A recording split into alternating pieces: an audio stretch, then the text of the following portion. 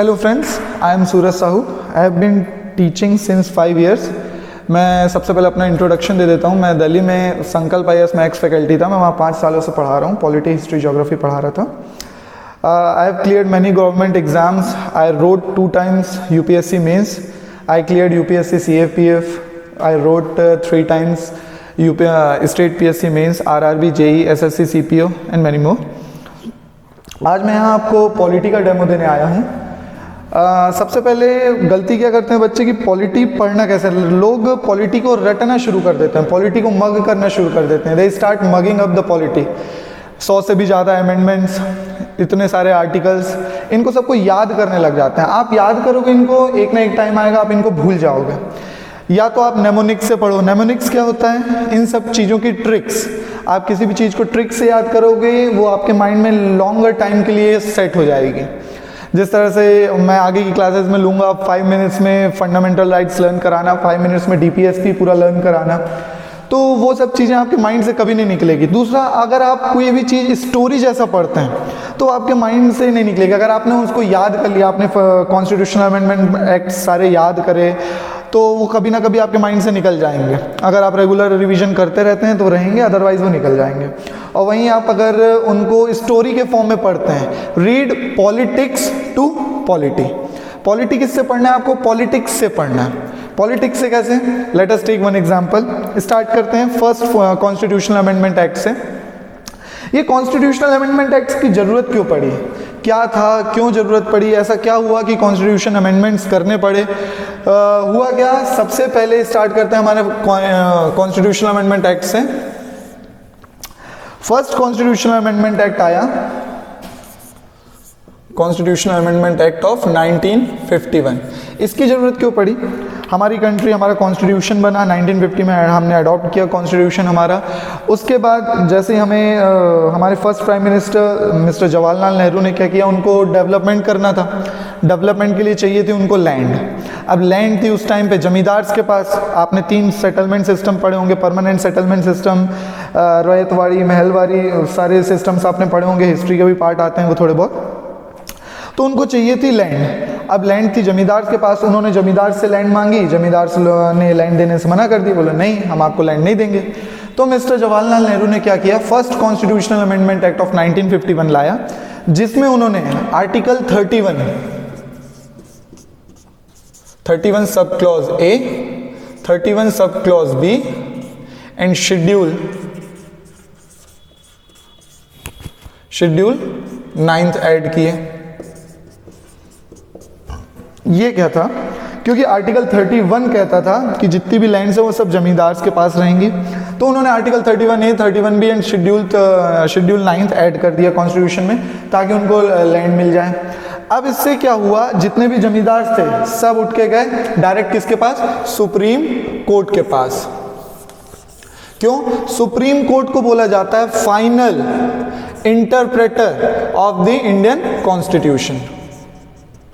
Final interpreter of the Indian constitution, क्योंकि constitution के खिलाफ कुछ भी चीज़ होता है, अगर पार्लियामेंट कोई भी चीज़ ऐसा कर देती है जो कॉन्स्टिट्यूशन के खिलाफ है या उसका उल्लंघन है, तो उसका ध्यान कौन रखता है? उसका ध्यान रखती है सुप्रीम कोर्ट। ओके, तो सब लोग गए सुप्रीम कोर्ट के पास, जमींदार एंड ऑल। तो दिक्कत कहाँ पे आ रही थी? इस केस के हिसाब से गए कि article 13 and article 368,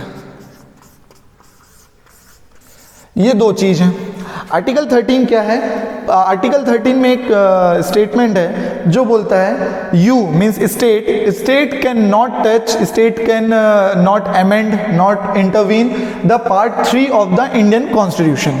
part 3 means fundamental rights. Part 3 में आपने पढ़ा होगा फंडामेंटल राइट्स हैं। तो आर्टिकल 13 में जहां ये लिखा है कि parliament can not even touch the part 3 of the Indian constitution, वहीं आर्टिकल 368 में क्या लिखा है? Parliament can amend any part of the Indian constitution, any part of the Indian constitution. ठीक है, तो सारे जमींदार गए हमारे सुप्रीम कोर्ट के पास। वहां पे पहला केस आया। फर्स्ट केस कौन सा था? शंकरी प्रसाद केस।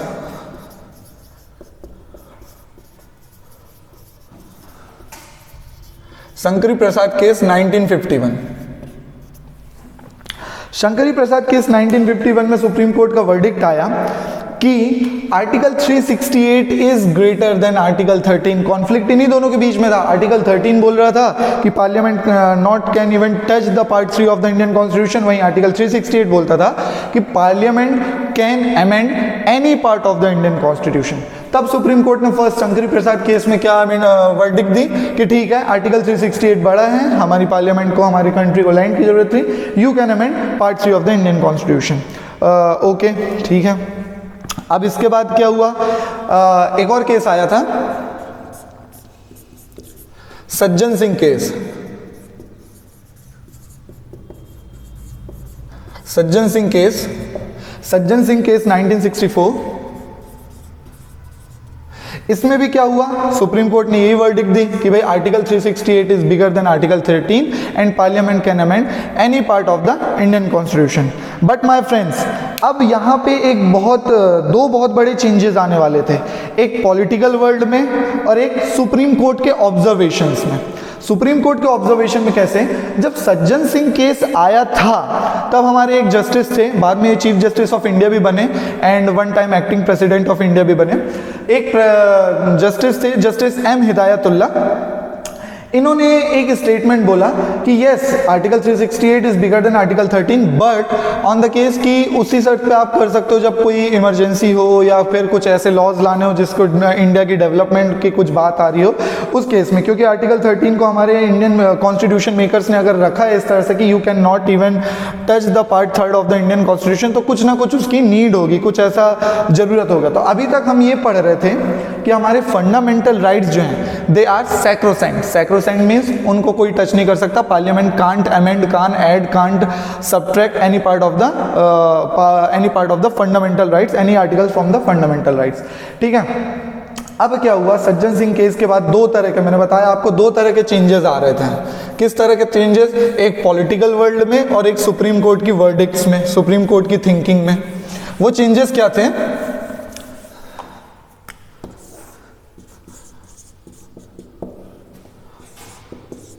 सबसे बड़ा चेंजेस ये आया पॉलिटिकल वर्ल्ड में। अब हमारी ये प्राइम मिनिस्टर बन चुकी थी Indira Gandhi ji. Indira Gandhi, she was very powerful prime minister. उनकी बिलीव ये थी कि पूरा पावर जो होता है वो पार्लियामेंट के हाथ में रहना चाहिए, मीन्स अनलिमिटेड पावर होना चाहिए पार्लियामेंट के पास। पार्लियामेंट सबसे बड़ी है, पार्लियामेंट के पास पूरी पावर होना चाहिए। अब कॉन्फ्लिक्ट शुरू हुआ, थर्ड केस जब आया, Golaknath case.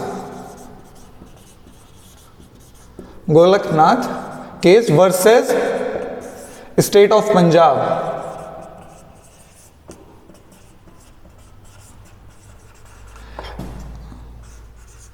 State of Punjab. यहां पे जब ये केस सुप्रीम कोर्ट में गया तो यहां पे सुप्रीम कोर्ट ने वर्डिक्ट दे दिया, no, article 13 is bigger than article 368।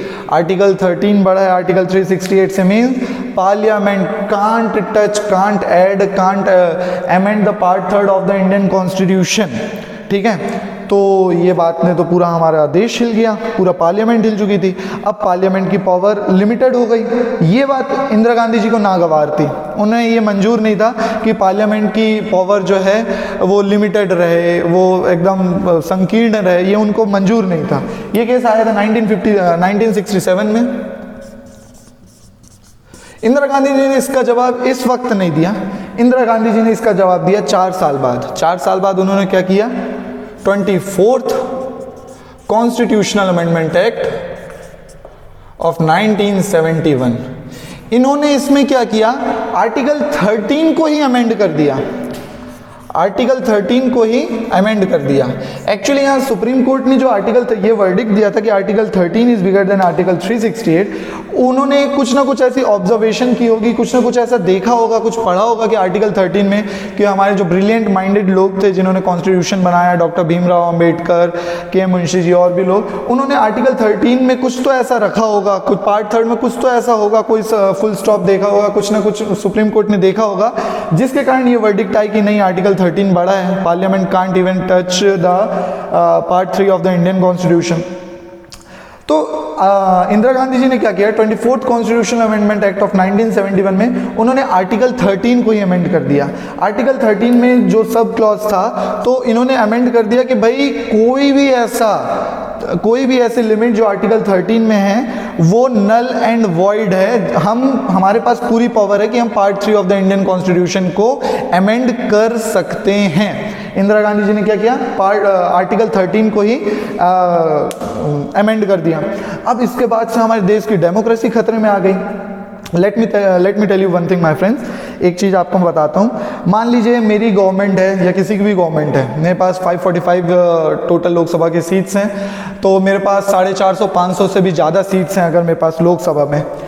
इस आर्टिकल के अमेंडमेंट के हिसाब से मैं कुछ भी चीज़ अमेंड कर सकता हूँ। पार्ट 3 बस था जिसको मैं टच नहीं कर सकता, मैं पार्ट 3 को भी टच कर सकता हूँ इस 24th कॉन्स्टिट्यूशनल अमेंडमेंट एक्ट के हिसाब से।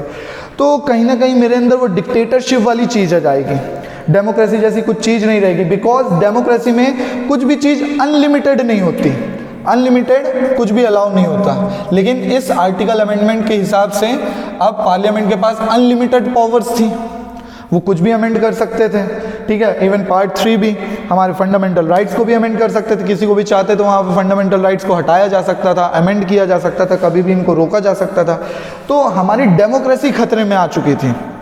ठीक है, हमारी डेमोक्रेसी खतरे में आ गई थी कि अब क्या होगा, हमारे देश में क्या होगा, पार्लियामेंट के पास पूरी पावर है। इसके बाद एक केस आता है, fourth case, Kesavananda Bharati case. अब तक का सबसे बड़ा केस, उस वक्त से लेके अब तक का सबसे बड़ा केस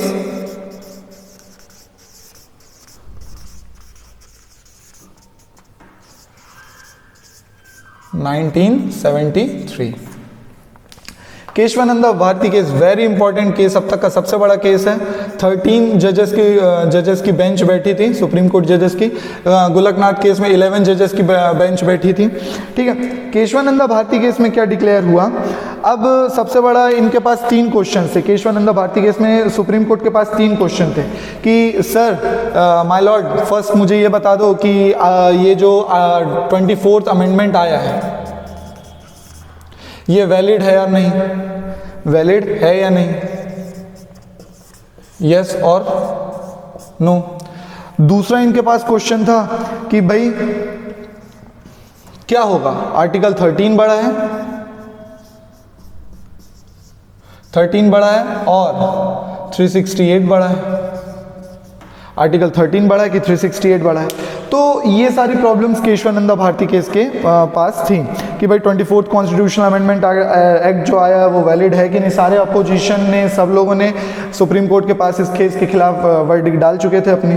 तो केशवानंदा भारती केस को बोला जाता है, सबसे बड़ा केस है, बहुत इंपॉर्टेंट है, कई बार एग्जाम्स में आ चुका है। केशवानंदा भारती केस को बोला जाता है the case that saves Indian democracy, saviour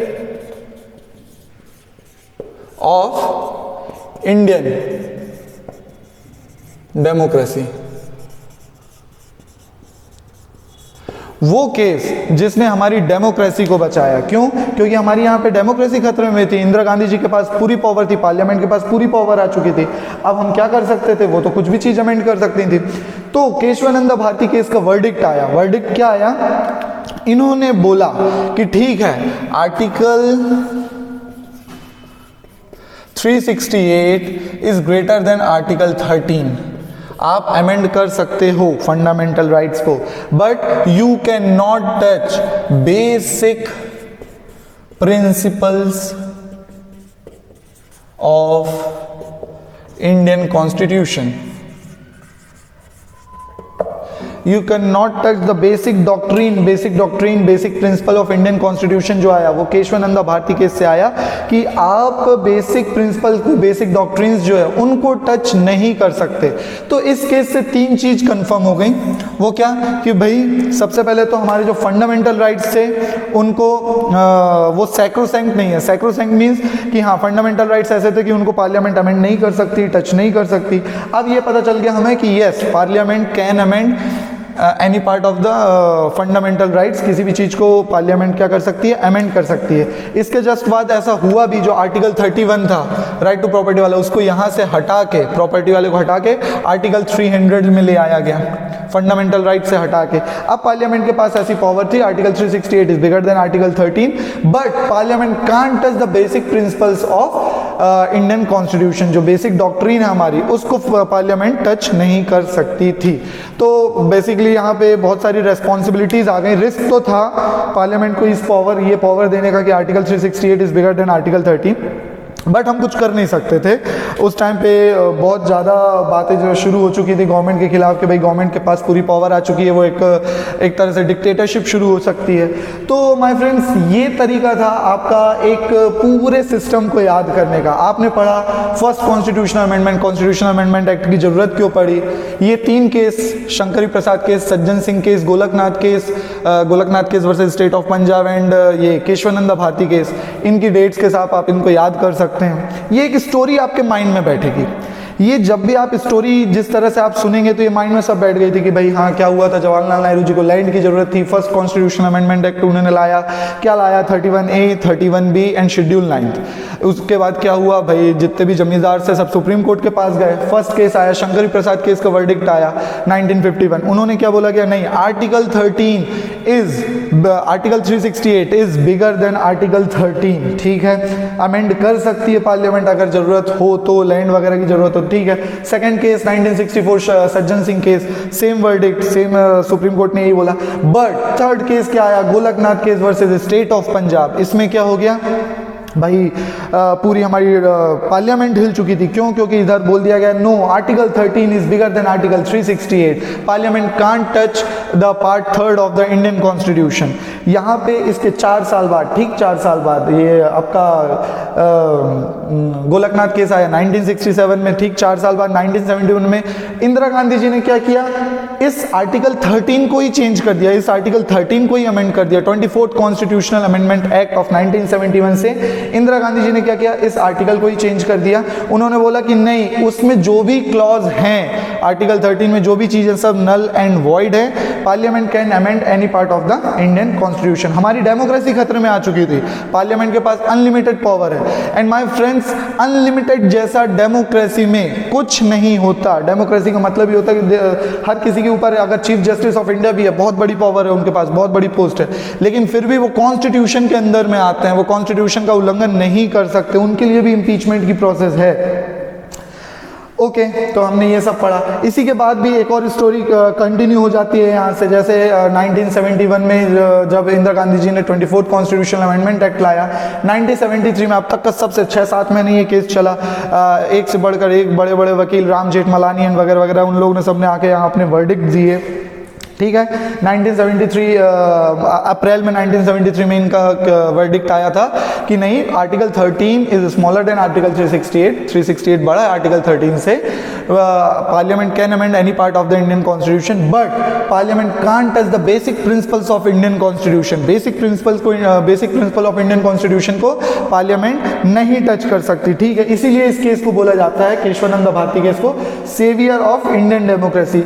ये केस ने हमारी डेमोक्रेसी को बचाया, ठीक है, इसीलिए इसको बोला जाता है the saviour of Indian democracy, the case which saves our democracy. इसके बाद क्या होता है, 1973 के बाद नेशनल इमरजेंसी लग जाती है। नेशनल इमरजेंसी का एक स्टोरी ये है, 1975 में क्या होता है, इसके बाद भी एक सरकार, हमारी इंदिरा गांधी जी की सरकार बनती है, 74 में वोटिंग्स होती हैं, इंदिरा गांधी जी की सरकार जीत जाती है, उनकी पार्टी कांग्रेस पार्टी जीतती है। इसके बाद क्या होता है, इलाहाबाद हाई कोर्ट क्या बोल देता है,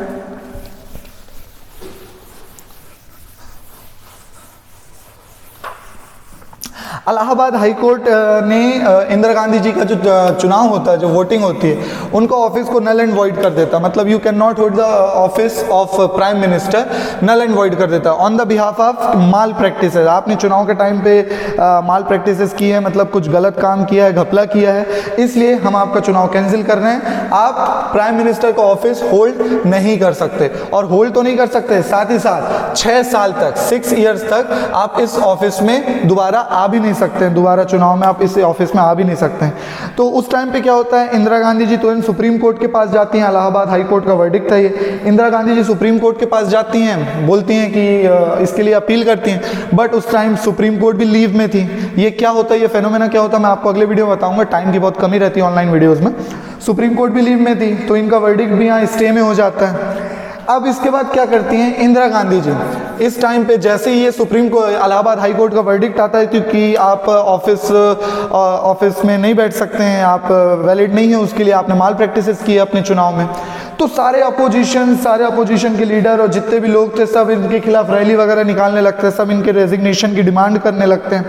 बिहार के एक स्टूडेंट यूनियन बनता है, उस स्टूडेंट यूनियन से करीब 4 से 5 लाख लोगों की भीड़ दिल्ली आ रही होती है रैली करने के लिए इनके खिलाफ, ताकि इनको रेजिग्नेशन देना पड़े। तो उस वक्त इंदिरा गांधी जी क्या करती हैं, अकॉर्डिंग टू आर्टिकल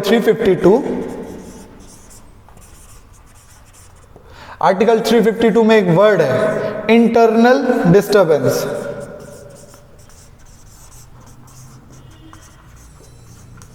अभी इंटरनल डिस्टर्बेंस क्या होता है मैं आपको बताता हूं। इंटरनल डिस्टर्बेंस के हिसाब से इंदिरा गांधी जी नेशनल इमरजेंसी लगा देती हैं, बिना काउंसिल ऑफ मिनिस्टर्स को बुलाए, बिना उनकी मीटिंग बैठाए, रात को ही इंटरनल इमरजेंसी लगा दी जाती है। 1975 की बात है ये, रात में ही इंटरनल इमरजेंसी लगा दी जाती है प्रेसिडेंट से बात करके, on the ground of internal disturbance while using article 352। ये इंटरनल डिस्टर्बेंस क्या है, हमारे कॉन्स्टिट्यूशन में वर्ड है आर्टिकल 352 में कि इंटरनल डिस्टर्बेंस के कारण हम नेशनल इमरजेंसी लगा सकते हैं, जहां पे प्रेसिडेंट रूल हो जाएगा, है ना। सारी स्टेट गवर्नमेंट हट चुकी होंगी, कैबिनेट मतलब आपका काउंसिल ऑफ मिनिस्टर्स हर जगह से रूल करेंगे। अब ये इंटरनल डिस्टर्बेंस क्या है, मैं बोल रहा हूँ कि बाहर अगर 4 लोग ग्रुप बना के लड़ाई कर रहे हैं तो वो भी एक इंटरनल डिस्टर्बेंस है, कुछ भी चीज़ इंटरनल डिस्टर्बेंस हो सकता है। तो यहाँ पे 1975 में इंटरनल डिस्टर्बेंस का यूज करके, इस आर्टिकल का यूज करके, एक तरह से मिस यूज बोला जा सकता है, मिस यूज करके इंदिरा गांधी जी ने इमरजेंसी लगा दी। जब ये इमरजेंसी हटी उसके बाद क्या हुआ, सबसे पहले कॉन्स्टिट्यूशन अमेंडमेंट एक्ट आया, 44th constitutional amendment act of 1978। ये नेमोनिक्स क्या होते हैं आप याद कर सकते हैं, 4 + 4 8, 4 + 4 8, तो 44th constitutional amendment act of 1978। इसी तरह 42nd कॉन्स्टिट्यूशनल अमेंडमेंट एक्ट, जिसको मिनी कॉन्स्टिट्यूशन बोला जाता है, इसको भी याद करते हैं। 42nd कॉन्स्टिट्यूशनल अमेंडमेंट एक्ट में 1976, 4 + 2 6। इस तरह से आप इन सब चीज़ों को लर्न कर सकते हैं। ये होते हैं नेमोनिक्स तरीके, जिनसे आपको ये सारी चीज़ें याद रह जाती हैं। कई बार बच्चे कंफ्यूज हो जाते हैं, क्या होता है कि 44 कॉन्स्टिट्यूशनल अमेंडमेंट एक्ट कब हुआ था, 1977 या 76 या 78, नहीं, याद रहेगा माइंड में तुरंत। 44 क्या होता है, 4 + 4 8, 1978। 42 क्या होता है, 4 + 2 6, 1976। ओके, तो 44th कॉन्स्टिट्यूशनल अमेंडमेंट में एक्ट में आया और इंटरनल डिस्टर्बेंस वर्ड को हटाया गया। इसकी जगह कौन सा वर्ड आया, आर्म्ड रेबेलियन, कि अब national emergency on behalf of armed rebellion, अगर कुछ होता है देश में, कुछ इस तरह की चीज़ें होती हैं कि military took the power of India और इस तरह का कुछ आर्म्ड रेबेलियन होता है, तब ही नेशनल इमरजेंसी लगाई जा सकती है। अदरवाइज ये इंटरनल डिस्टर्बेंस वर्ड को हटा दिया गया कि नहीं, इंटरनल डिस्टर्बेंस के नाम से इमरजेंसीज नहीं लगाई जा सकती। तो ये भी एक स्टोरी थी इसके पीछे। यहाँ से आपको ये याद रहेगा कि हाँ, 44th कॉन्स्टिट्यूशनल अमेंडमेंट एक्ट में क्या हुआ, आर्टिकल 352 के इंटरनल डिस्टर्बेंस को हटा के आर्म्ड रेबेलियन वर्ड आया। ठीक है, 42nd कॉन्स्टिट्यूशनल अमेंडमेंट एक्ट कब आया, 1976 में आया। ये होते हैं माय फ्रेंड्स नेमोनिक्स, जिस तरह से आप चीजों को याद कर सकते हैं। स्टोरी हमने क्या पढ़ी, हमने पॉलिटी नहीं पढ़ी, हमने पॉलिटिक्स पढ़ी, हमने राजनीति पढ़ी। राजनीति से हमने ये सब चीजें सीखा। कैसे सीखा, हमने पढ़ा कि किस तरह से क्या हुआ था देश में, हमारे क्या चीजें चल रही थी, जिस कारण से ये अमेंडमेंट्स आने की जरूरत हुई है। सुप्रीम कोर्ट के केसेस, बच्चे इतने कंफ्यूज रहते हैं। शंकर प्रसाद केस में क्या हुआ था, सज्जन सिंह केस में क्या हुआ था, गोलकनाथ केस क्या था, केशवानंद भारती केस क्या था, लोगों के माइंड में ये क्लियर नहीं रहता है। अब जब आपने ये स्टोरी पढ़ी है कि नहीं हाँ ऐसा कुछ हुआ था, अच्छा फर्स्ट कॉन्स्टिट्यूशनल अमेंडमेंट एक्ट क्यों आया था, अच्छा लैंड की जरूरत थी इसलिए फर्स्ट कॉन्स्टिट्यूशनल अमेंडमेंट एक्ट आया, तो ये सब स्टोरी आपके माइंड में सेट हो जाएंगी। बेसिक प्रिंसिपल्स कैसे आए, बेसिक प्रिंसिपल इस तरह से आर्टिकल 368, आर्टिकल 13, बहुत सारी चीजें अपने आप आपको सिर्फ एक कहानी सुनने से याद हो गई। मैंने याद नहीं कराया कि आर्टिकल 368 होता है कि parliament can amend any part of the Indian constitution, article 13 होता है parliament can't amend the part 3 of the Indian constitution, part 3 क्या है, पार्ट 24 कॉन्स्टिट्यूशनल अमेंडमेंट एक्ट में क्या हुआ। नो माय फ्रेंड्स, मैंने इस तरह से चीजें कुछ भी याद नहीं कराई आपको, मैंने एक स्टोरी सुनाई है, एक टाइमलाइन बताया आपको। इस टाइमलाइन से आप ये सारी चीजें याद कर सकते हो कि क्या हुआ था एक्चुअली हमारी कंट्री में, क्या प्रॉब्लम आई थी, आर्टिकल 31 को क्यों हटाया गया, कब हटाया गया, आर्टिकल 300 में किस तरह से राइट टू प्रॉपर्टी गई हमारी, फर्स्ट कॉन्स्टिट्यूशनल अमेंडमेंट एक्ट में क्या क्या आया, 31A आया, 31B आया, शेड्यूल 9 आया। तो ये सारी चीज आपने पॉलिटिक्स से ऑटोमेटिक याद करनी। अब जब भी आप इस स्टोरी को रिवाइज करोगे, जब भी लेक्चर दोबारा 3 बार देखोगे, 1 बार 2 बार 3 बार, ये सारी स्टोरी आपको एक तरह से याद हो जाएंगी, माइंड में छप चुकी होंगी, आपके माइंड में ऑटोमेटिक रहेगा हाँ भाई 44th में ये आया था, ऐसी ऐसी चीजें हुई थी। और भी बहुत सारी चीजें हैं, जब हम कॉन्स्टिट्यूशनल अमेंडमेंट एक्ट को डिटेल्स में पढ़ेंगे तो बहुत सारी चीजें इसमें आ जाती हैं, बहुत सारी स्टोरी हैं। अभी तो टाइम की हमारे पास बहुत कमी है तो बेसिकली ये सारी चीजें हमें इस तरह से हम पढ़ेंगे। एक दो चीज और आती हैं, जिस तरह से मैं आपको नेमोनिक्स बता रहा था कि नेमोनिक्स किस तरह से आप पढ़ेंगे, नेमोनिक्स का क्या यूज होता है हमारे कॉन्स्टिट्यूशन में, ठीक है। तो नेमोनिक्स वो चीज होती हैं जिनसे आप चीजों को लर्न कर सकते हो वेरी इजीली। किस तरह से, देखिए नेमोनिक्स क्या होता है, जैसे मैं बात करता हूं अगर part 3 and part 4 of the Indian constitution. Look my friends, यहाँ पे जो हमारे कॉन्स्टिट्यूशन मेकर्स थे, ब्रिलियंट माइंडेड पीपल जो थे, उन लोगों ने बहुत ही समझदारी से ये कॉन्स्टिट्यूशन बनाया। किस तरह से, आर्टिकल 12 से शुरू होते हैं हमारे फंडामेंटल राइट्स, आर्टिकल 12 से चलते रहते हैं आर्टिकल 35 तक, और वहीं आर्टिकल 36 से हमारे DPSP शुरू हो जाता है। This is all about fundamental rights, this is all about DPSP, directive principles of state policy. Article 36 से आर्टिकल 51 तक हमारे DPSP चलते हैं। लुक, आर्टिकल 12 में क्या है, there shall be a state, okay, there shall be a state, definition of state. और वहीं आर्टिकल 36 में भी क्या है, definition of state,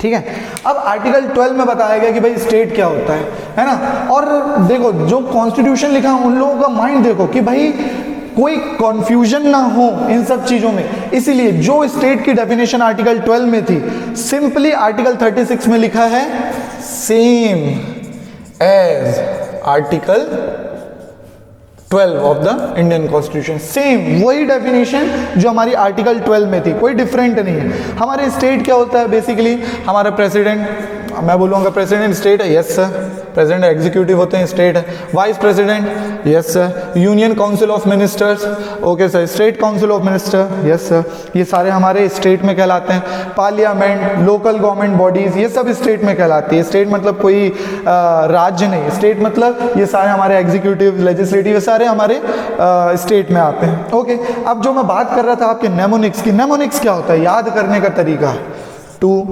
3, 4, 5, 6, 7।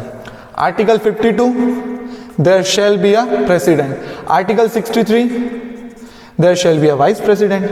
Article 74, there shall be a union council of minister.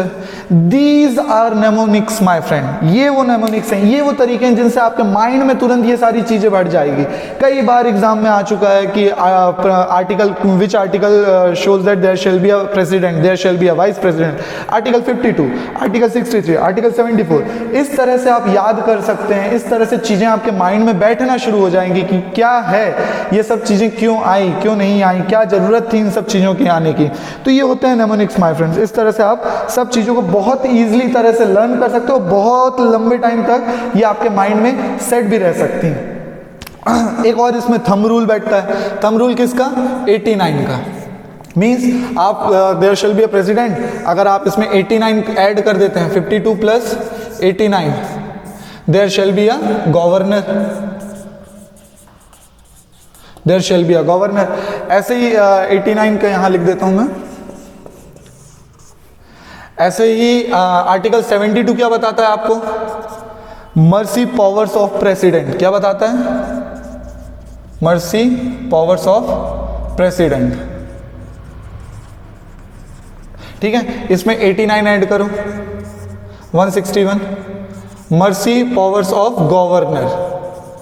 ठीक है, ऐसे union council of minister article 74, इसमें 89 ऐड करो, there shall be a state council of minister. ये तरीके हैं माय फ्रेंड्स, आप इन सब चीज़ों को इस तरह से लर्न कर सकते हैं। आप क्या करते हैं, पॉलिटी को रटना शुरू कर देते हैं, मग करना शुरू कर देते हैं। रटने की जरूरत नहीं है polity. Polity is all about politics. हमारे देश में जो संविधान बना उस तरह से आप इन सारी चीज़ों को लर्न कर सकते हो, समझ सकते हो। इनकी ज़रूरतें क्यों आई, किस तरह से ये आए, इनकी डेट्स क्या थी। डेट्स भी बहुत इंपॉर्टेंट होती है, डायरेक्ट पूछ लेता है 42nd कॉन्स्टिट्यूशनल अमेंडमेंट एक्ट किस ईयर में आया, 1976।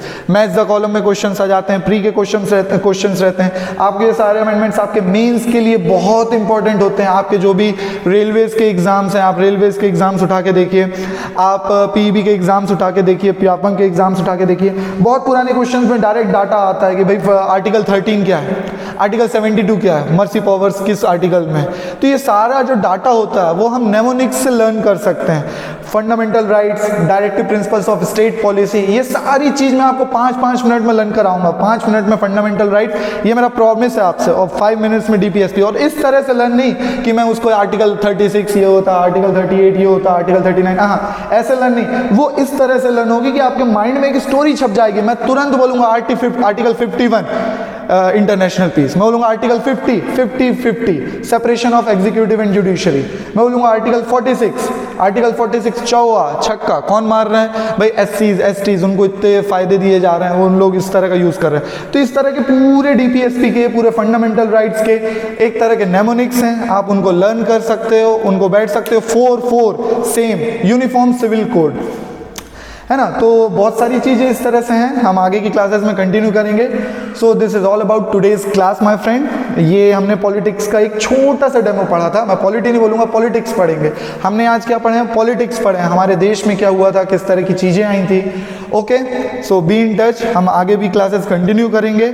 नालंदा एकेडमी में हम ये क्लासेस शुरू कर रहे हैं, ऑफलाइन भी प्लस ऑनलाइन भी।